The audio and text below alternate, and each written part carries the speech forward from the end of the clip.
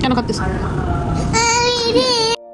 এই ভিডিওটা হচ্ছে আমরা যখন শ্রীমঙ্গলে ঘুরতে যাব তখনকার ভিডিও। তো খাদিজা যেহেতু মানে গাড়ির ভিতরে একটু অনেকক্ষণ বোর ফিল করছিল আর ফ্রেশ হওয়ার জন্য ওয়াশরুমে যেতে হতো আর এত গরম। সো আমরা চিন্তা করলাম যে সামনে কোনো ভালো রেস্টুরেন্ট পেলে গাড়িটাকে দাঁড়া করাবো। তো নরসিংদীর তে আসার পরে আমরা ডিসাইড করলাম এই রেস্টুরেন্টে আসবো। রেস্টুরেন্টটা অনেক সুন্দর ছিল, অনেক বড় ছিল, ভালোই লাগছে আমার, খোলামেলা। অনেক লং জার্নি আর রাস্তাঘাটের অবস্থা অনেক খারাপ, কারণ আমরা আরো অনেকবার শ্রীমঙ্গল এসেছি, এতটা খারাপ আমি দেখিনি। রাস্তাঘাটের অবস্থা খারাপ, জ্যামজট সবকিছু মিলিয়ে কিন্তু আমাদের ব্রেকফাস্টটা করা হয়নি।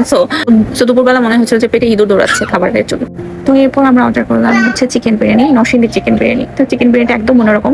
আমরা যে ঢাকায় যেরকম চিকেন বিরিয়ানি খাই বা চিকেন পোলাও খাই ওরকম না, কিন্তু দেখতে হয়তো ঢাকার মতো চিকেন বিরিয়ানি না, বাট টেস্টে কিন্তু কোনো অংশেই কম না। বাই দ্য ওয়ে, এই চিকেন বিরিয়ানিটা আমার বাচ্চা কাচ্চা আমরা সবাই খুবই পছন্দ করেছি। তো ভালো মতো আমরা খেয়েছি। খাওয়ার পর হচ্ছে আমি আমার মেয়ের সাথে একটু মজা করছিলাম। ইউসুফকে এখানে রাখলে ভালো হবে না? এই রেস্টুরেন্টে রেখে চলে যাই।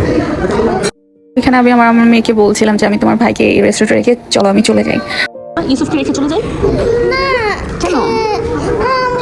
কথা শোনো, আমি ইউসুফকে যে এখানে রেখে যাই, থেকে তুমি আমি আর তোমার বাবা থাকবো, ঠিক আছে? আর ইউসুফ থাকবে না। এখানে কেউ একটু নিয়ে যাবে